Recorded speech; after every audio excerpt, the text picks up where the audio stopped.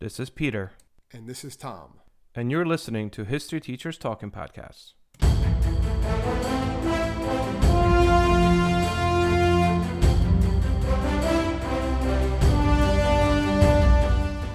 All right, it's Peter Zablocki and Thomas Reska, and welcome back to the podcast. Today, Tom, what do we got? Today we are going to be talking about interesting topic, especially in the pop culture landscape. We're going to be talking about superheroes, the Indeed. origins, how they change over time. So this is just going to be two history buffs looking at history and historical facts on superheroes, basically. Basically, I think we could probably say everything we're going on with like Chadwick, Boseman. Now, I think maybe we could dedicate the podcast to Chadwick Boseman, The Black the Panther, Black yes. Panther. Yeah, so I mean, I've heard in historical terms, I've heard people say that comic books are history in themselves, apart from the superheroes that they often showcase, mainly as like primary sources of popular culture. They kind of reflect the politics, prejudice, concerns of a particular historical moment. Yeah, So, as yeah. It Tom was said, we basically are gonna yeah. go ahead. So yeah, I was just going to say it was basically a way that like a lot of these comic book writers could talk about the political landscape or like issues they want to talk about, but disguise it in comic books, and that's really what they did. And they got a lot And of their still do, themes. and I They mean, they still still do. do to They this still do. day. Yeah, Yep. still do. So, I think this is kind of like your thing, Tom. When it comes to superheroes, this is going to be Well, yeah. you're the Well, buff. You're the buff today, yeah. I guess so. I guess so. You used to make in fun of me comparison to about me. liking. You used to like make fun of me about liking superheroes this much. Now I kind of once you had kids, it kind of changed some things, huh? It did change some things for me, indeed. I mean, I didn't name both my kids after superheroes like you did, but They were interesting names, and they happened to be superhero related. Okay, sure, That's sure they all were. it basically was. Hey, Good, mine named strong, it after Star Wars. I can't, I good, can't, I can't good, judge. strong names. Just Mine are named after Star Wars. Come on, come on. All right, so three things. We're gonna start kind of just overall history of superhero as we know that by definition of superhero, kind of the first superheroes. Then we'll talk about how some of the more popular superheroes that we all know, how or rather when they were created in each decade, and how in those decades Yeah, and in also those just why comic they were books created. Like they were made to. exactly, They're like there the for a impetus for reason. that. Yes, Absolutely, they're there for a reason. It's and it kind of when you look at how some of these heroes evolve over time when their original incarnations were very different than how they are today in 2020. absolutely, and that's like the third part we're going to talk about, kind of the evolution of the superhero. So, all right, Tom, let's get started. When you think of early superhero, the one of the first superheroes, what are we looking at here? Well, obviously, like if you think of terms superheroes, whenever you watch those documentaries or research, we never talk about even like the Greek heroes. You have like Hercules, you have Achilles, guys like that. But as we're talking about like somewhat modern, most people will say Superman, and we're going to get to Superman because he's the hero of heroes. Okay, I'm not going to have that debate with people because it's black and white. But there was actually a comic strip hero that debuts before Superman, and most like comic book geeks like myself are aware of this guy. They've made a couple movies. There's been the serials back in the 30s, and it was actually a character created by Lee Falk, which was known as the Phantom. And I'm not going to go in great detail about him. It's an interesting character. Basically, he wore purple. He was known as the Ghost Who Walks. Had no superpowers, but people believed that he had superpowers because it was like a father-son. When the father died, the next the son The took next over. in line would take Yeah, over. so Yeah. he was known as the Ghost Who Walks, basically. And he debuts in 1936. And he really creates comic book character type with having the mask, right? The secret Hmm. identity that when he's wearing the mask, you look at any of the old comics books from like the 30s and 40s, and even some of them now, like they don't have pupils. They put on the mask and it's Hmm. like all white, or it's just there's no eyeballs and stuff there. And that started with the Phantom. So it kind of laid the groundwork. Without the Phantom, you don't have the heroes like Batman, Green Lantern, Green Arrow, who kind of wear those like masks, very similar like that, where their eyes basically disappear when they put them on. But the original one was actually the is the Phantom, and there's been a couple movies. They always try to bring them back every once in a Yeah, while. And '96. Billy Billy Zane. Zane. There's actually been some other attempts. There's been a couple animated shows. He used to be on this Flash Gordon show. I remember when I was a kid, called Guardians of the Universe, not Guardians of the Galaxy or Masters of the Universe, Guardians of the Universe. No, Guardians of Earth. I'm sorry, and it was a pretty bad show. I remember it when I was a kid because I watched I have to anything that check had this out. anything on it, and it had like Flash Gordon, the Phantom, this like magician, and they were fighting like Ming the Conqueror. I remember watching it at my grandparents' house, and it was like really cool. He had powers in that. So then I remember when the movie came out, I went to go see it. I'm like, where's his powers and stuff for that? What's going on? But the Phantom is credited with being the first modern hero. Whenever they talk about the Phantom, I remember when that movie came out, they were like, oh, he even predates Superman and stuff like that, which he does. He was in the comic strips. before Yeah, he even was in the Superman started. weeklies. I mean, he Yes. was in the weeklies essentially. That's how he started. Yeah. Which all these Every week. heroes were. They all start off Yeah, in these weeklies. That's really what it was before they get their own actual comic book. yeah, they were in the strips. You could also make the argument that when you talk about like the masked vigilante and stuff, you have Zorro. In 1919, you have Buck Yeah. We Rogers. You had have all the those. Shadow. The Western comics were very that's what comic books were before the superheroes took over. Yeah, Really in World War II, which we'll get to that. It was all Western, it was horror, crime, Dick Tracy. Dick Tracy was huge. I Yeah, said Zorro Tarzan was a big one, Prince Valiant, Tom Strong. You had comics like that, which were really horror comics and pulp comics. Superheroes were kind of just like a one and done thing. They'd have a couple issues, which actually we can make that transition into Superman that's because where I the was going to go with it. Yeah, go ahead. the first Superman, the creators of Superman, Jerry Siegel and Joe Shuster, created a comic book before Superman called Reign of the Superman. Don't get that confused with the '90s Reign of the Supermen. That basically how Superman comes back to life. But it's Reign of the Superman, and Superman's actually a bad guy in that. Now he's not a Kryptonian; he doesn't have any of that sort of stuff. He's basically just this run-of-the-mill everyday guy who gets superpowers, basically gets like these mental powers, and he uses them to pretty much take over most of the world. And he kind of realizes what he did was wrong. It's not a very good story. No actual original prints survive, to my knowledge. There's a couple drawings that people find here and there. DC did re-release it in the 1980s, and you can find those. And if you read it, it's not good, but it's the first mention of a Superman. It's by the creators of Superman. It was just a comic in a science fiction magazine, but it got enough readers, and they kind of were really. Then they took this idea of Superman and run with it, and that becomes the character of Superman, which debuts in 1938, Action Comics #1, which is the Yeah. most valuable comic today. How much is that worth? Do you think? It depends on condition. I know like a mint condition, which is all they're going to be. You're not going to get like one out of the package. Is over $1 million. They've sold at auction for over $1 million. I know there was this one story where someone was actually they were losing their house, so they were like tearing down part of it to clearing things out, and it was like their mother's house or something like that. Wait, I just checked it, Tom. 3,207,852 $3 million. Yeah. Which dollars. again, and that's just like people with a lot of money who want his, because you can buy Action Comics #1 like a reprint for $10. So you can buy like, it's the same story. Yeah. It's the same thing. It's exactly the same. It's actually in better condition. It's just not the actual one from 1938. I get it.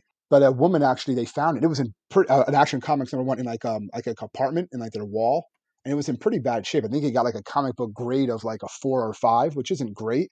They sold it for over $400,000. And they were able to Wow. save the house. It was like this Yeah. big story. So yeah, I mean, if Well, you ever it's interesting come kind of across one, bringing that in and bringing this into, when this is 1938 and we're talking about the Great Depression. We're talking about New Deal is kind of yes, faltering a little bit. Like America needs a hero. Interestingly enough, all of these main, Stan Lee eventually, but all of these creators, even the creators of Superman, were kids of Jewish immigrants. I yes, mean, if you think about it, Superman is like the ultimate immigrant. I yeah. That's mean, kind of he's portrayed like now. But remember, the Superman from 1938, you can see a lot is very different from the Superman that people know now. Yeah, he had the S. He is from Krypton. They kind of they have that, but it's also he's different. Like he's not fighting supervillains. He's going in the no, first issue. He's fighting landlords who are raising the rent on people because yep, people he lost their was, jobs. yeah, Great He's Depression. He's fighting for the average man. he in it he actually takes a husband who's about to beat his wife to death. He takes a guy and throws him out a window. That's what Superman does. He takes him and throws him out a window in Action Comics #1. So like this is just Yeah, what he's doing at that point. Like this is before they had the comic code, which is something we can talk about. So they like yeah, they would kill or they just wouldn't even mention. Well, you threw him out the window. You're implying that you just killed him. Now they have that moral code type of stuff. But it was very different. He's not fighting supervillains. He's not fighting aliens. He's fighting for the average everyday person, which was Jerry and Joe. Okay, the creators of yeah. Superman, who wind up getting screwed by DC Comics. But that's a whole other story. They In what sense? basically they sold the rights to him, and they were poor, so they sold the rights to him when Superman really started to catch on again. World War II and after World War II, when it had the George Reeves show, right, the serials Hmm. and everything like that, and even in they weren't getting credit. If you watch all those, they don't mention Jerry Siegel and Joe Shuster. They don't get credit for Superman, like on created by. It just says from the DC comic. So they don't get credit for that. They did get a small pension from DC, but it was like $200, which was like nothing. There was a lot of fan outcry in the 1970s when the Christopher Reeve movie came out, and some reporter did a story about how Jerry Siegel and Joe Shuster are like poor. One of them was like blind. Hmm. Living paycheck to paycheck, basically in these like small hotels. Like this, they created Superman. This is going to be like at that time, that was like the biggest movie on the planet. That first Superman movie with Christopher Reeves. I'm sorry, and so there was like this massive campaign, and then they got reinstated. Director of Superman was really behind that. Not Richard Donner.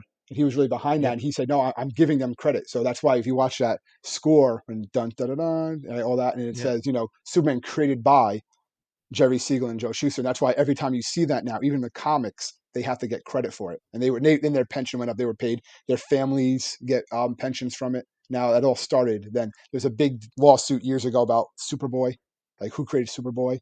So Hmm. that was like I'm talking about 2010. That was like a lawsuit Yeah. going on between the Schuster and Siegel family and against DC. When this is, 1930s, Great Depression, before World War II happening, Superman is the quintessential social avenger fighting for the average man. That's 1938. In 1939, right, Bob Kane creates Batman. What do you think is the impetus for Batman during that decade? Like, what role does he fit in like the social fabric of America at the time? Again, he is he's more of like that anti-hero. He's that hero that comes out. He's like the nighttime. He's not the Dark Knight. That's later on. Like the early Batman actually had was more like purple and stuff, so it was a little bit different. But And he was a detective. I mean, if you it was because I've more it been was more reading of some of the it other. was more of a crime. He carried a gun. You know what I Yep. mean? He would shoot at people and stuff like that. He was much more of it was remember he debuted in Detective Comics 27. It wasn't Hmm. Batman number one, and that it was Detective Comics number 27, 1939. Yeah, he that's what he was. He was a detective. He was just like a crime solver, like a Dick Tracy type, right? Yep. Sherlock Holmes type, kind of a combination of the two. And really, Bob Kane, the reason he came up with the Batman, and he was trying to create a superhero, right? His publisher says, make a superhero, right? He wants some sort of superhero. So he's looking, he said, what would be kind of different? And he actually comes across an old sketch from Leonardo da Vinci, and one of those Yeah, the flying flying machines that he made, device. and it Yeah, looked yeah, the like flying it device. had like the bat wings on it. He's like, oh, that'd be really cool for a superhero, and that's why the Batman, Detective Comics number 27, you see him, he has like the wings out, and it looks just like that Da Vinci flying machine. You see like how that looked. Hmm. It's like, oh, make him Batman. That sounds cool, and you have the bats flying around. He's like a nighttime type of thing. So, and that's kind of how he caught on. Now he's going to evolve as years go by, and we'll talk about that because Batman's one of the big three Yep. especially when it comes to DC. So we're going to kind of shift away from DC, I guess. 1939, 1940, the world is kind of on a verge and eventually starts World War II starts in September of 1939. Well, you're probably going to go to, I'm assuming, a little character made by Joe Simon and Jack Kirby, known as Yep. Captain America. March 1st, 1941. Captain America Also, Comics number interesting one. enough, the creators are Jewish as well. Yes, yes. Well, Yep. it's that's no that's it makes sense because what happens in the cover? It's Captain Yeah, America no, the very first has the famous famous cover, cover. right? 1940. Yeah, Captain America number one. I mean, he's punching Adolf Hitler in the face. and Hitler does not appear anywhere in the comic. Yeah, which is interesting, right? He does not appear anywhere in the comic. And there's interesting fact with that, and they talk about this in a lot of I've read about a lot of like the books, whatever, like Superman, Batman, a lot of these, Captain America, Namor, Human Torch, sometimes we'll talk about, all these original Marvel DC characters. They would fight Nazis, or they would talk, like the covers were always really cool. Like they had them like picking up Tojo and throwing them in, stuff like that. But in the comics, they never did that.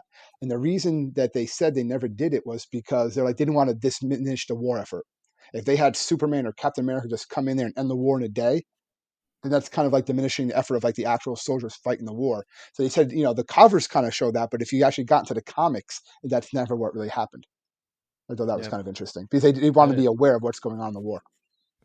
And Captain America was not just defending the United States, but he's like the ultimate patriot. Yeah. The premise here is we're trying to raise money, we're trying to sell bonds. Where some of the Captain America issues from that time talk about rationing. They talk about just living through the war itself. It's not just fighting.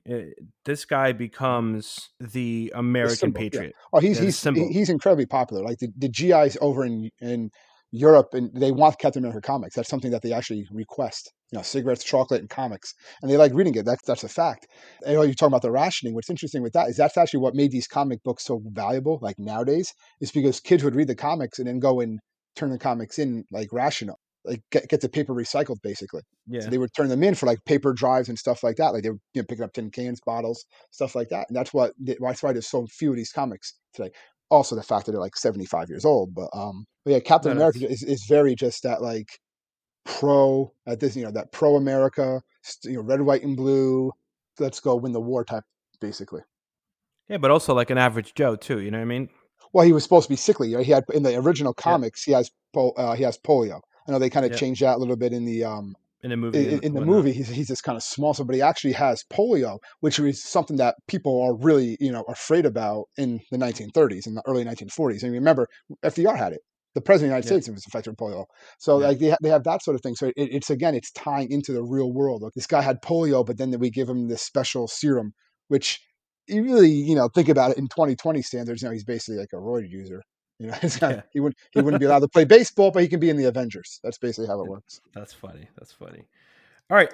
Do we have anything else that's going on in World War II that kind of comes out? We have Well, one other one that's well, a biggie here. there's a lot of that. Well, what do you have? There's a lot of World War II ones. So let me see where you're Well, I mean, going yeah, with I that. mean, you obviously have, if you think about 1941, we have the We have creation two that of comes Wonder out. Woman. Yeah. Also Aquaman. Indeed. But Wonder Woman's, yeah. I mean, I know the I Aquaman think, movie was cool, but people don't really. Yeah, Aquaman is yeah, no. Aquaman. It's You know, also but trash. yeah, I was kind of going to try to go with it, with the Wonder Woman Oh yeah, aspect here. I absolutely. mean, Yeah, 1941, you have your really first real female superhero. yeah. With her own. Yeah, she actually gets her own comic later on in 42, but she does debut in All Star Comics number 8, 1941. Yeah, and she's again, if you see the old like Wonder Woman, red, white, and blue, right? She's Yep. all patriotic. She's coming from Themyscira, right, Amazon Island, to come and fight in man's war, Yep. save the world. You know that little interesting stuff about her origins, or no? Well, I mean, I know the guy that created her invented the lie detector. Yes, he was also. That's how she gets the lasso of truth and everything. Yep. Yeah. And the other What else you stuff, got? we're trying to keep this a family friendly podcast, so Indeed. we're not gonna go down that Yeah. road. 50s, right? Things Well, are, we're not 1950s. really at the counterculture yet. It's the post-war is kind of very, superheroes are very much super family, men and women. They're super friendly. They're promoting status quo and preaching obedience to authority. Like, Yep, yep. don't A go lot of the superhero jaywalking. comics also faded out after World War II. The only ones that kind of held on from World War II in that, for like Captain America, he's gone. That once the war's over, there's no more Yep. Captain America comics. The only ones that actually kind of survive are Superman, Batman, and Wonder Woman. Those are the three that survive, they're still publishing those actual characters. Particularly Superman, there's so many different ones of him that are going to come out in the 1950s. You have Man of Steel, Adventures of Superman, Adventures of Superboy, Jimmy Olsen, Superman's pal, Lois Lane, Superman's girlfriend. All these new comics come out again. What you're saying, Pete, showing like the status quo, right? They're saying Yep. follow this, showing Superman's like, oh Lois, I would totally marry you if you could just learn how to keep your house clean. Like it's actually a Yeah. line that Superman says in some of these comics. So it's that sort of thing. You have that very like 1950s Leave It to Beaver, but most superheroes are not that golden age of heroes that debuted. Other ones debuted during time like the Flash, Green Yep. Lantern, Green Arrow, the original Human Torch, right? Captain America. We said Namor. They're, Yep. they're done. You don't see them again later on to the 60s. Yeah. And I feel like it's almost like before we start jumping into talking about the superheroes and how they start to change and reflect the decades, I don't want to say superhero as we know it, the major superheroes, the invent of them kind of ends by 1970s. I mean, you don't really have any of the greats created after that. But 60s are huge. You're looking at a Hmm. counterculture movement in 1960s. Youth movement, counterculture revolution, and almost like the Supermans and the Batmans are very stoic. They're like the stoic, older father figures. Yeah. And that's where Well, Stan Lee comes in. that And changed. Yeah. Stan Well, Lee, that's when Marvel Comics comes to yeah. be in the 60s. Yeah. Yeah, and Stanley kind of like has this, hand on the pulse of America, and he's looking around, and he's like, "All right, well, you have these young people that are fighting against status quo per se, but also you have the civil rights movement. Maybe it's time to start introducing some African American superheroes. Heroes. Yeah. And then if in case the world's not ready for that, though, then he creates in the '60s the X-Men, which is this idea of, well, these are people that are different, but at the same time, they were born that way and they just want to be productive members of society, and society's against them. There's so much, I guess, symbolism in the heroes that come out in the Yeah, 1960s. and that's something that Marvel did. Every hero was supposed to symbolize something, or was supposed to be an example. And also, the heroes in Marvel's universe that came out, they were young. Yeah. And So what's obviously, the what's the famous one that he comes up with? What do you got for well, the me? famous one, obviously, well, in '61, right? He has the Fantastic Four. I Yep. know where you're going with this. Let me get, he comes Hmm. out with the Fantastic Four, right? Because he basically, what interesting story with that, DC comes out with the Justice League, right, in 1960. And even though like the big three, Superman, Batman, Wonder Woman, are in it in the beginning, they don't really appear in any of the stories. It was kind of a way to introduce other characters, Martian Manhunter, stuff like that. But so the publishers at Marvel say, listen, Justice League is selling really good. Make up our superhero team of our own, and that debuts the Fantastic Four.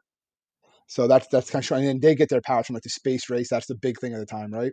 Yeah. So that's 1961 Fantastic Four. '62, you have the Hulk, right? With again gamma radiation, right? Atomic bombs, atomic age. Okay, and whenever he gets mad, he gets stronger. Like what teenage kid isn't going to like that, right? Yeah, but also again So reflecting the times. reflecting the I mean, times, there's yes. all these fears of radiation and atomic weapons and so on What's and it so going to do forth. to you? Yes, but the big one that's really showing like the teenage kid, what's going to happen, appears in Amazing Fantasy number 15, right? August 1962, and that's going to be the Amazing Spider-Man, right? Debuts there, and he's a kid. He's a high school teenager, right? Gets bitten by a radioactive spider. Everyone knows the story. They've made enough of the movies. That's exactly what he's But just a he's kid. so relatable. That's what changes it. I mean, he's got girl problems, Exactly. difficulty holding a job. He's I mean, getting like, he's getting to class late because he yep, was out fighting Doctor Octopus. You know what I mean? yeah. It's just these But like, crazy sorts of things, and that kids really relate to. So those comics really catch on. They presenting to the youth. And DC knew well, not DC, a comic book that challenged DC in the 1940s was actually the original Captain Marvel, right? Shazam. mhm. Because what is he? He's a kid. He's a kid. He has these powers. So it was actually really popular. And DC won a lawsuit that said they couldn't call him. He was too similar to Superman. So that's kind of killed him out until years later. Hmm. But Interesting. again, I'm tying in with the kid thing that like Yeah, they're appealing to their base, right? But Marvel is targeting a little bit older in that base. Okay, they're not targeting the little kids; they're targeting the teenagers and the young adults, and that's what Stanley was going for with these more mature themes, with these characters which were the same age that weren't around. This is 20 years later from when the superheroes popped up. They're not their fathers' superheroes. yeah. Like I said, like it's almost like the Superman and the Batman kind of take a little bit of a backseat. They And do. obviously, there's the whole Batman TV show, which kind of double edged sword because it made Batman more popular, but it made it more of a Oh joke. yeah, if you like hardcore Batman people hate that TV show. They hate Yeah, it. the Adam Like West one. Yep, I remember watching when I was a kid. It was on. I think it's still on in the mornings too. Sometimes my kids watch it it every is. once in a while. Yeah, TV And Line you has watch it it, like on. it doesn't hold up well. Like the Joker's got like the guy. You can see his mustache. And he want to shave it off and stuff like that. Yeah, no, I yeah, mean, it's bad. my bat spray with Adam West and Dick Ward. But it's a good Yeah, show. Like it is. If it's it's appealing to kids, it's kind of tongue in cheek. The people who like Batman, or who knew the Batman comics, yeah, they despise that. And really, we'll get to that, but that doesn't change again until the Michael Keaton Batman movie, which yeah, we'll get to. yep. And we're almost there, actually. So, just another kind of just to add, I guess, to the '60s and this idea of introducing more diversity. You have Luke Cage, Power Man, right? Yeah, When does Black Panther come out? but he's also in the '60s. He comes out now. He's based on again they want that racial equality Yep. with He T'Challa comes and out in Fantastic Four. I Four. know that, He's but he's a Fantastic Four. When they need yeah, I mean the comic book version is because they're looking for it's just like they're looking for '66. vibranium. Yeah, so he comes out in the '60s. I knew that. I Same wasn't sure of thing. the Yep. exact year. Yeah, but when all these characters are basically coming out, and he's So, a big character because he's showing African American youth that you guys can be a superhero too, right? Then Captain yep. America gets a new sidekick. Who's his new sidekick? The Falcon. That's And that's and, another thing we should talk about. Is and that that's Captain kind of America that's a comes back perfect in the segue. '60s? Yeah. Yep, that's a perfect segue. All right, so let's kind of now that we introduced some of the major superheroes in American history and kind of the impetus for why they were created at the time they were created, let's go back a little bit and talk about how those superheroes evolved with history to kind of reflect what is What's going on? happening Yeah. socially, in America at the time. So, which one do you kind of want to go with first? Well, the first one it always comes to mind is like a famous issue or a famous series of issues. It comes out in the late '60s, and it's Green Arrow and Green Lantern. That's what it's called, Green Okay. Arrow, Green Lantern. And it's a they're trying to like kind of reintroduce both characters. And what's going on in this issue is that they're put together because Green Arrow is more of the like radical liberal, while Hmm. Green Lantern is more of the status quo. He wants to change, like he wants. It's about civil rights there. It's about social change, And they and both he initially came out in the 40s, didn't they? yeah. Now these are different versions. Okay. But yes, yeah. Like because remember, Green Arrow he's like a street level, do-gooder. Okay, kind of like a Yeah. Batman, only he uses arrows, right? And Green Lantern is actually part of a police force, right? Intergalactic Police Force, the Green Lantern Corps. The whole idea of it is that he's willing to, go for. He wants change too. Wants everyone to, be equal, all that stuff. But he wants to go through the system. While Green Arrow is more of like radical, like let's just, we have to break the system down, then rebuild it. And that's what's going on here. So you see these two different political views that's happening in the country, also happening in this comic, and it's also the first comics that introduced drug use because they take Green Arrow's old sidekick Speedy and they say that he's addicted to heroin now, and you actually see him with like needles in his arm.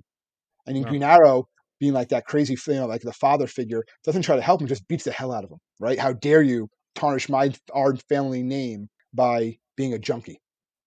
And another famous line from that comic series is when you have an African American man come up to Green Lantern and says, "Listen, I hear that you do all this great stuff for like people with green skin and blue skin and yellow skin, but what have you ever done for the people with black skin that live right here on your home planet and in your country?"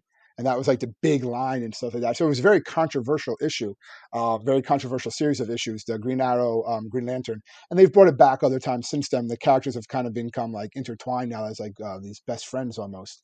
But the very early ones, it was basically just the two writers, the artist Neil Adams and Van Dyke, just basically came together to just express what's going on in the country in comic book form, having these two heroes they represent like these two major talking points in the country. It's an yeah. interesting read. All right. So you want to let's talk about Superman changing. Changes, obviously with the times too, Yep. as things change. In the 1950s, they, when I say they, DC overpowered the guy. Like when I say overpowered, they just made him so powerful that they couldn't really be villains. He would Hmm. fight, and more, it's more like puzzles and stuff like that. The '60s is the same thing for the most part, but you have Superman dealing with more of mostly he's dealing with like Lois Lane and stuff of that nature. So like almost like the women's Yeah, liberation movement. well, you had Lois Lane doing that, and there was actually a controversial Lois Lane comic. Superman was like really mean to Lois Lane in the '60s and '70s. You look at some of the comics, and one of them he puts her in a machine and makes her fat and makes her try to live the world so she can understand what it's like to be a overweight woman in America. What? And in it, yeah, she's treated like badly. People, they don't recognize her. They're not being, they're mean to her. No one's holding the door open for her, stuff like that. And the really one that was pulled, I believe, in some states or never even published and sold in some states was the one when they have, again, Superman puts her in a machine and she comes out as African American. So now she has to live as an African American woman you know, 60s. in the '60s, Yeah. and they don't really portray it as how it actually was. They do show some segregation and how she wasn't able to go in certain places and stuff like that. But again, a lot of civil rights leaders were kind of like you're kind of minimizing it by just being in this issue, and then at the end of the issue, she goes back to being a white woman, and now everything's okay. Yeah. So Superman, DC still tried to tackle these stories also, but Marvel was doing a much better job. They actually had new heroes come in that represented these minorities, these new groups, where DC was just kind of having their characters kind of just like tiptoeing around it or just talking about it a little bit. What about like the 80s? What would you say? I feel like the comic books in the 80s and the superheroes also kind of got a lot more gritty. Well, in the '80s and early '90s, what you start getting is you get those anti-heroes. Hmm. You get like the late '70s, or you have late '70s. You have Wolverine. Okay, he's the anti-hero. Punisher. He's the anti-hero of anti-heroes, right? Well, you also have in '84, which is a comic book to start off, and but a lot of when I say this, people are going to laugh. Is the Ninja Turtles. But if Hmm. you actually look at the original Ninja Turtles that were created by Eastman and Liard, they're not the ones that we knew from the '80s. That's a black These and white comic it, book, isn't it? it's black and white. Yeah. They use their weapons against real people, not robots. The Shredder, they decapitate him in the second issue. So Oh, it's like it's very gritty type of comic. It gets bought and then changed obviously in late '80s for the whole in '87 for the whole animated TV show, and that kind of changes things a lot, obviously. But still very popular. I'm not knocking it. Yeah, it's more the anti-hero idea. Like you said, Pete, they're getting gritty, and that's kind of what the '80s were. And the big thing in the '80s, I would say, like the biggest comic book that comes out in the '80s that really does a lot of that is the comic series, which I'm sure you read, The Dark Knight Returns by Frank Miller. And yeah. that's kind of the one that really it reinvents Batman. It reinvents the relationship between Batman and Superman. If you look at all the '60s and '70s Batman and Superman, they're best friends, right? You're my best friend, chum. I'm your best friend, that type of thing. But they didn't really meet each other that much either. They didn't really see that crossover. The whole idea of them being rivals, or like Batman not trusting Superman and Superman not trusting Batman, or like not believing in his methods, that starts with that comic book, with the Dark Knight Returns, and that the dystopia future. Ronald Reagan's the president, all that stuff. It's almost like the embracing of like violence and conservative heroes, but also they very much criticize American society at the time. Yeah, well, yeah. Harry Osborn's on drugs, right? The Green Yeah, Goblin, he's on yeah. drugs. You have Captain America, in it when he's the big, is this the country that I fought for? Right, that's a famous one that he talks Let's about. talk about Captain America because I think he like his change is very reflective of the times. I mean, Yeah. he went from Well, in ultimate the '80s, patriot fighting Nazis. yeah, 50s, he's like the Captain America commie smasher. yeah, And his then son they Tommy. just kind of like you said, they just write him off. They explain it by the fact that in the 60s when he comes back, he was just frozen in the He was Atlantic frozen. Yeah. iceberg for 20 Well, years. remember a different company owned him. The Avengers find him in Yeah. Avengers #3. So that's another little trivia. Okay, Captain America was not an original Avenger. Oh, I hope I'm shocking everybody there, right? But Captain America was not an original Avenger. So he was not the first Avenger. He shows up in Avengers #3, and they kind of just say, "Oh yeah, he has founding member status because we weren't really the Avengers before that." But yeah, they find him, and he comes in, and at first he's just still like like the hero. He's saying things like, "By Uncle Sam's beard, we're going to stop Yeah. these bad guys," stuff like that. But as time goes on, yeah, like you were saying, he kind of morphs into this more, is this the country that I fought for? What did we really win? What really happened? What's going on? Yeah. And he actually gives up. Steve Rogers, the original Captain America, gives up at being Yeah, Captain Nomad. America. He Nomad, becomes right? Nomad for really a good stretch of the '80s. And there's other characters playing Captain America. The one U.S. agent becomes like a psychopath. Like they have to like go I after think the him. premise was that, like in his 60s when he comes back, like you mentioned before, now he's got a sidekick. You have Falcon, African American superhero. They're working, I mean, if you look at the comic books in the 60s, they're working against poverty, racism, pollution, Yeah, political corruption. That's like the spies. 60s. A lot of spy stuff. Yeah.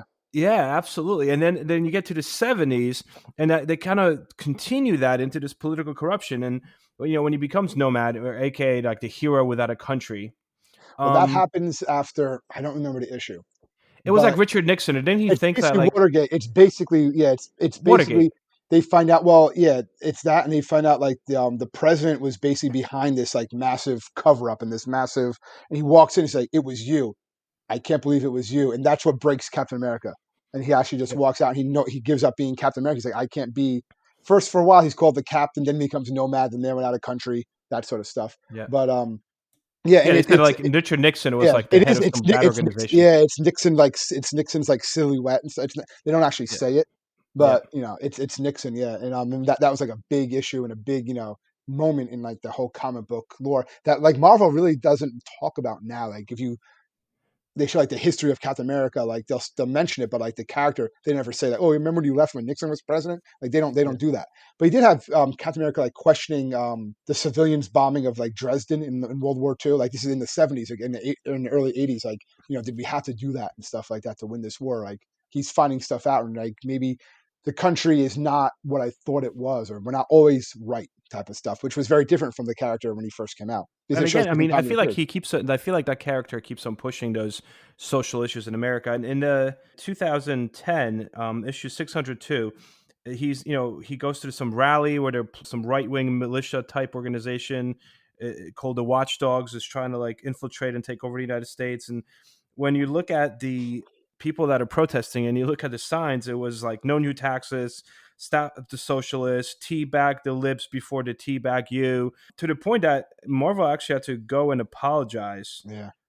publicly because they said that the references were to the Tea Party, the ultra conservative Tea Party in 2010. And they finally admitted, like, yeah, we were trying to say that the watchdogs were really just, the conservatives. But So they're showing, the comic book creators are basically showing their bias with that, which is fine. I mean, that's what they're going to do. That's kind of hard to prevent sometimes. But that's what they're showing. And nowadays, that Captain America is kind of like shown as like he's questioning things because he's the ideals that America should be. yeah. He's those like ideas out from the Constitution, from the Declaration of Independence, that those old school ideas that it is, justice for all and stuff like that. So that's kind of what he's representing now. So he doesn't necessarily have to always do what the government says because he's, representing the will of the people and stuff like that. It's kind of how the character has evolved now. Man, that's kind of an interesting point you just bring up as well now, because when Ed Brubaker killed him off in 2007, right? They were like, how could you? Why would you do that? Why would you kill him off? And he killed him Sales, off. He said because he sales. just, yeah, he felt like he couldn't. Captain America no longer could satisfy like the hardcore left wing fans that just wanted him to give speeches and go against the George W. Bush administration, and then he really couldn't satisfy the right wing fans that just wanted him to be in the streets of Baghdad, like punching Saddam Hussein. Yeah. And it's almost like Captain lost his way, so he killed him off, and then he comes back just 2 years later, essentially, when the United States goes through like the worst economic recession since the Great Depression, because all of a sudden there's this economic crisis, 2009 and 2008, 2009, and now it's almost like, okay, we need a patriotic icon. We need him to return, and they Well, bring him back. that's what happens too. Like they always say, distance makes the heart grow fonder, that sort of thing. That's the same issue, but that's the same idea of when they killed off Superman, right, in '94. Really, they had to match him up with the Lois and Clark TV show. That's why they killed him off. But when they did it, like people felt like a part of like Americana died. Like, how can you kill Superman? I have that And just comic book, but everyone I feel like everyone else has that comic book. That's why it's not worth it was anything. the most highest selling comic book of all time, so it's worth almost nothing. Just because they reprinted because everybody, it was national news. It was on the front. It was on the pages of newspapers. Superman dead, Superman dead. Like for real life, they actually had real funerals for this fake comic book character. Everyone knew they were going to bring him back at some point. Like, you're not going to have Superman, just like you weren't not going to have Captain America. But it's a sales ploy. But it's also when it happens, people get upset. Just like when they change some things, how many with the comic book movies when they come out, how many people get upset? Well, that's not what the comics. That's not how it is in the comics. They get upset. These characters matter, and the piece of what they represent to people.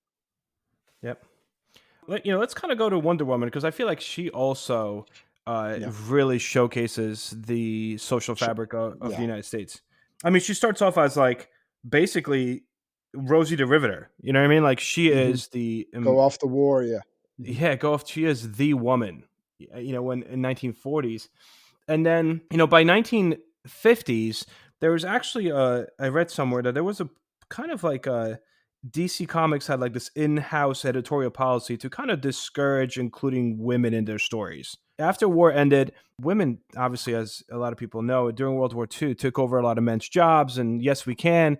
And then the 50s started, and it was like, let's just kind of bring you back home, take care of the kids and the house. So they would try to minimize that and play it down, this idea of Wonder Woman. By early 60s, they actually took her powers away. She had no powers. Yeah, she just knew. They taught her karate. She basically went and learned, like, no joke, like women's self-defense classes. Yeah. And again, this is what you have when you have like men basically writing these comics, like and stuff like that, and they're just making things up, or they're worried about maybe losing their job, or they're seeing all the feminist movements going on in the country during that time. Yeah. Yeah, by late 60s, the feminists they actually thought this was going to be better for the feminist movement. Yeah, like let's not give her powers, just have her do all this. And there was also she was more like but again, whenever they showed her, she was like infatuated with Steve Trevor. Like, oh, Steve, like she was all tough until she saw Steve Trevor. That was like the running gag in the comics. Like it's just no, like it doesn't. You read a lot of those issues now, and it's just odd. Like you can see like what's going on. It kind of leaves a bad taste in your mouth, But it is showing like they think they're doing the right thing, but like you kind of missed the mark there, which is what we're having a lot, particularly in DC. Well, then you get to the 70s, and Wonder Woman is kind of revitalized in a sense, starting with a TV show. But, that was like a super highly sexualized portrayal. It was not the purpose behind the original Wonder Woman idea. You know, it wasn't that. It was Wonder Woman for men. Yeah. Um, Again, you know, and that kind of changes. But also at the same time, similarly in the 70s and the 60s, you also start getting other characters that it's almost like the female variations of characters as the feminist movement grows. You start getting Batwoman, right? Yeah, you have that. You have Supergirl. Like, she's actually early on. She's 59. If Supergirl comes out, Yeah. um, so you have her. Obviously, the cousin. First, it's something different. Then she become. Then they kind of rewrite it as Superman's cousin. You have there were female ones during World War II, like Liberty Bell, individuals like that. Wasn't it The like set. Miss America or something? You had Miss America in the 60s and 70s. You have Black Canary. Yeah. Right, she comes out. How Catwoman about becomes Black kind of an Widow? I anti-hero. just recently read that Black Widow initially was like the agent of Satan. Black Widow. Yeah, Black Widow was a villain. I remember when I had like my old like Marvel trading cards. She was always in with the villains. It Yeah. really wasn't until like the 2000s where they make her. No, she was brainwashed. She was a Russian spy, is what she was. She was that. She was a commie and stuff in the comics, always trying to kill Spider-Man and stuff. That kind of shifts obviously in like the 2000s and stuff like that. But yeah, so you do have a lot of those heroes start to come out during this time. A lot of they're villains or they're supporting characters. They're not mean. They don't support their own series. They're not leading their own team as much. Yeah. And then In the Spider Man, 80s, you know, no. I mean, what do you think about Spider Man becoming a character in the 60s? Does Spider Man kind of evolve and change? he's probably the one that I would say evolves a lot with the times. Him and I would also say like the Hulk. They kind of like evolve with the times. Like they're changing. Their characters are changing and they're going through stuff as like the country is or as the times themselves are shifting around. Spider-Man's going through the whole issue right with Gwen Stacy passes away, right? And then you have the whole Mary Yeah. Jane thing. So he's going that whole that teenage angst. He's trying to deal with getting into college. So they kind of age the character, but they don't age the character. With Hmm. Spider-Man and some of the others. Um, the Hulk goes through all these different changes. Then they bring in the fact that he has all this repressed rage because his father beat him when he was a kid, right? So they have that whole the whole idea of like domestic violence being incorporated into these characters. And so it's having readers relate, having the public relate to these individuals, and it's one reason why they're becoming successful. Yeah, I'm kind of jumping a little bit here, but you mentioned the idea of violence. I think we mentioned briefly when we started today the Senate hearings in Yeah, 1953. There was a belief in the United States that comic books were corrupting the youth of this nation. yeah, That comic books were the sole reason almost behind growing violence and disrespect in American values. Interestingly enough, I mean, it got to such an extent that you literally have the United States government. There's Senate hearings as to whether comic books should be censored or not. I mean, during this time in the 50s, I remember doing research for a book I was writing. There was it happened in New Jersey actually. Father came into a living room in 1951, I want to say 52, and switched off a channel and the kid that was watching the show went out of the room, grabbed a gun, and then came back and shot the father because he switched his channel. He killed his father. they blamed it I on remember in that yeah. article they brought up the idea of the violence in comic books. You comic want to get into it a books, little bit? comic book creators code. Yeah. Well, it's basically they was a way. The only way the comic book writers could save their industry was to agree to this code, where it was more of like a self governing type of thing, but it would be on the comics and the comic books of the day would basically have this little logo say, comic book code approved. So basically inside there was nothing that was going to, there might be someone getting punched in the face, but no one's getting stabbed through the chest, right? Mm-hmm. If someone does die at the end of the issue, there's one more page where no, he didn't. So you see the Joker's hand popping up out of like the water or something like that. Things like that. There's just not going to be overly overt like any references to like sex or premarital sex, particularly drug use. Now, again, that's going to what the comic book that challenges that. There's two in particular that I kind of talked about before. It's the Green Arrow, Green Lantern, and Mm-hmm. the issue when in Spider-Man when Harry Osborn is on drugs. I guess to say what drugs it shows Harry, which is like pills around his head and stuff like that. But those are the comics that like when the comic book creators are like, no, we're not going to follow this. And then by the 80s, you don't really see it as much, and that's when you start. That's when you're seeing more of these new characters come out. That's when you're seeing more of these more violence and definitely more sexualization in the comics in the late 80s, early 90s. And I mean, now no one follows the code anymore. I think it's No. been dead since like 2010, 2011. Yeah, but they But stopped doing it. They just didn't care. Like it's not going to help her. We're going to sell our comics regardless if we have that little logo yeah, on it. seal or not. Yep. Yeah, I feel like the fact that you even have this seal, and the fact that this happens in it's 53 and censorship. It's 54, censorship. Yeah, it's censorship. And I that's exactly think what it is. that again, it says a lot about what's happening in the United States. It's almost like this fear of the. I mean, when you think of a, Well, let's just censor a teenager. it's like the McCarthy hearings, Absolutely. but being shown on the comic book industry. That's what it is. Yeah, Yeah, it's like the United States is losing its way. I mean, there was a yeah. fear of that in the hmm 50s and 60s. Definitely showcasing that. So any other superheroes that you think Well, I think some of the ones that kind of become big in the '90s that are like big today again, like are those anti-heroes. You have Hellboy, right? And he comes out in the mhm, '90s, but definitely the one that goes on to make a lot of money that a lot of people does. I would say Deadpool, right? yep, Originally was a villain, comes out in '91 as a villain, and now he's like one of the most popular superheroes. You see little kids, I'm like with like Deadpool shirts on, talking about Deadpool and stuff like that. I'm like, if like that's not what the character is, right? But yep, the movies were both R-rated and they were extremely high-grossing movies. Interesting to see what Disney's going to do with the character, but like it's just again it's showing the times. Like they want more of these. He's a guy that was supposed to be bad, right? But because he talks smack, he used swords and guns and everything like that. And what was unique about him too is, I guess I'm talking too much about the characters himself. I apologize. He was a direct ripoff of a DC character, right? Deathstroke, right? He was a ripoff of him. yep, But Deadpool knows it.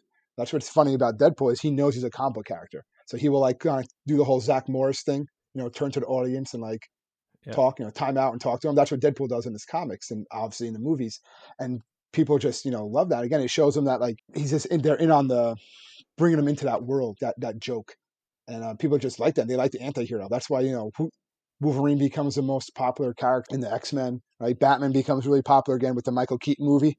We said we were going to yep, come back to that, but that kind of reinvents Batman as the Dark Knight in '89. And Michael Keaton's coming back. I'm sure you heard about that, Pete, right? He's yep. coming back I as did hear that.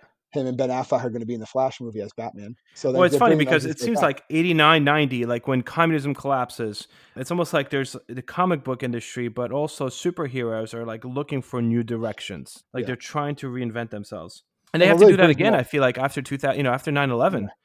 that was a big one. Yeah. Obviously, well, 9/11, but like with the issues, like how do we explain that? That was always something that I was, actually still have I still have my issue of Spider-Man. that was yeah the one with Spider-Man's like, oh my god, what could I have done, right? I know Yep, DC had the ones like that kind of like, and they even had like some of like the super villains, um like weeping, like yep, these were innocents and stuff like that. So yeah, 9/11 obviously changed things. But he said it was different. I know they did an interview with Stan Lee, like, oh, you're gonna have like more like terrorist characters now, and he was like, no, that's not, that's not today. Having Captain America on a cover punching Saddam Hussein in the face, that's not gonna carry like yeah. It's not going to having solicit the same response that you would have gotten in as having 1940s. Hitler being punched in the '40s. Like it just Yeah, doesn't work today. He acknowledged that. So again, they're showing how the times change, how what the public accepts is going to be different than like what it was 50, 60 years ago. yeah. It's almost also like a very much fear-driven worldview. The superheroes also kind of take on a little bit of that fear-driven worldview. That there's terror around the society, and superheroes kind of once again are trying to embrace that fear and terror. Yeah, and one a big fear of that too is the fear of just like technology. Like how dependent are we are coming on like the technology? Right, that became a big thing. And then they have the creation of Ultron. I know you see that in the Age of Ultron movie. But Ultron comes in. He's kind of like the Terminator, right? Like the whole what's the term? Skynet, Yep, right? yep. Like how much can we trust technology? When is technology going to like turn on us? That sort of thing. So yeah, you have that type of fear. Before we finish this up, my question is: which comic books do you think of the last decade would be the ones that kind of will stand the test of time and something? If we were to do this podcast 50 years from now, what do you think? Which comics do you think we would be talking about in like the last decade? Well, one of the more recent ones I would say would be they made it kind of into a movie, but the whole idea of like the Marvel Civil War. Hmm. That's showing the idea of like do superheroes are just like the whole idea of going with the status quo or not going with the status quo, doing what the government tells you to do, or still doing the right thing, but we're not going to let the government mandate what the right thing is. You So know, big government, so yeah, ultimately. big government, free right, free will, that those sorts of issues. I think a lot of the comic books that are coming now, because a lot of the characters are getting reestablished as totally different individuals, right? Like when you hear Captain Marvel now, it's the female version of Captain Marvel. The original Captain Marvel obviously is he calls by the name of Shazam now. That's a whole different story. But yeah, the original Captain Marvel was also, it was like an alien from another planet comes here, and the Carol Danvers character actually is Miss Marvel. She gets those powers from a transfusion, I believe, from him. I don't know everything about the character, but it's a very different, and they kind of like changed that, and made the new Captain Marvel, which is Carol Danvers' character, which is a successful movie with the comic book franchise. She actually leads the Avengers in the comics. So it's also, you're seeing that, you're seeing the role that women play. A lot of the characters, right? You know that if you're following anything with the new movies, that Jane Foster in the comics becomes Thor. She's going to become Thor in the next Thor movie. So you're seeing the role of women a lot more in comic books and having leadership roles and strong roles that they weren't seeing even with Wonder Woman and stuff like that. And her movie obviously came out and became very, very successful. Spider-Man. Think of Miles Morales. A Oh yeah, child the of whole a Ultimate child of Universe. minorities. Yeah, Same thing. It's shifting to reflect our society today. yeah, more of In the that melting pot. sense, Yeah, everyone. Yeah, more cultures, more people are being represented, and some people get absolutely. upset with that, but also their idea is they're going to draw in new people. They're going to have Hmm. those kids. If you're a little kid, you want to see yourself represented as this superhero. Yeah. As a superhero, you want to be able to put on the cape, put on the whatever, and jump off the couch, whatever. And if it's different, like how much can you really relate to that? I understand that, and And I think and actually it this makes is, I total mean, sense. comic books. Yeah, and I think comic books are pretty much doing what they've always done. You Yeah, know, they're appealing to their base, to their readers. Yeah, yeah, and they're they're trying to kind of make money. reflecting of Yeah, trying to make money, but they're also reflecting what is happening in the country. Yeah, in the country at the time. So this absolutely. isn't any different. I mean, some people might have balked at the idea of Spider-Man. Back in the '60s, what's a little kid superhero? Like, what is this? Or Luke Cage eventually, or Black Panther. I think that comic books are still continuing to, and superheroes are still continuing to do what they've always done. Like you said, reflected times in a different way, right? It's another way for people to express themselves, express their views, and then the public is going to decide based on sales, which ones that they're supporting, what they like, what they don't like. So, I mean, I don't know. I mean, usually we try And to finish with some. I What do feel you like we got? were kind of all over the place a little bit with this, but it was, We like I were, said, I think it's an but interesting again, discussion. But, they get a little we're just history, they talking. get a little bit of, yeah, we're just talking. That's all it is. These are just two friends that just are talking and figuring stuff out. And I fell off Yeah, a roof today, so you know what? If I'm I rambling know. on a little bit, I You probably fell have off something roof cut. today, and I cut a piece of So my finger off today. So trying to go fishing with my kids. So it's just been a things rough day. things happen. Things happen. Things happen. It's a rough day. Exactly. Any fun facts? I mean, I feel like all of You this again always is like kind of. asking the fun fact. This is all basically fun I was facts, gonna but in, say, in right? what regard? In what regard? I don't know anything that's superhero related. That's a fun Well, I fact. think I think the big thing now with the superheroes is they're kind of reintroduced with the whole with the movie franchises, right? Like Yeah, that kind of like brought everything in, and that's how I introduce people. Because I'll be honest, like as far as going to this comic book store and buying comics as much now, like I haven't really done that in a while. I think the last one I did was something that you kind of introduced me to. Wow, that whole Spider-Man through the ages. When actually yeah, that's a real good one. he did age accordingly. So I thought that was kind of interesting. I was like, one of the few that actually do that. Yeah, just like that's really how they make their money. They don't really make their money as much. And again, showing the times now, Marvel, DC, they both have their own streaming service, I know. I right? actually subscribed. I subscribed to the As DC part of one. that, you get their comics online because most people are not reading like textbooks. Textbooks or Yeah, comic books, hard copies. I meant to say they're reading their comics online. So yeah. that's another example of how the industry is changing with the times, and the characters have to change with the times. I almost want to. I'm almost thinking of maybe introducing comic books to teaching history, especially like US two. There's a If lot you you can want do to with that. teach, there's so much you could do with that. I'm sure someone's written an article about using comic books in the classroom, but Well, I think it there's would probably courses. be good. There's courses I know at some colleges where it's like American history or through contemporary era through comics and stuff like that or the history of. I know they have those. Yeah, Well, I guess interesting. that kind of. Okay, I guess Tom, that just brings us to the end of our podcast today. Hope everyone enjoyed it, and you could join us again next week. Had a good one.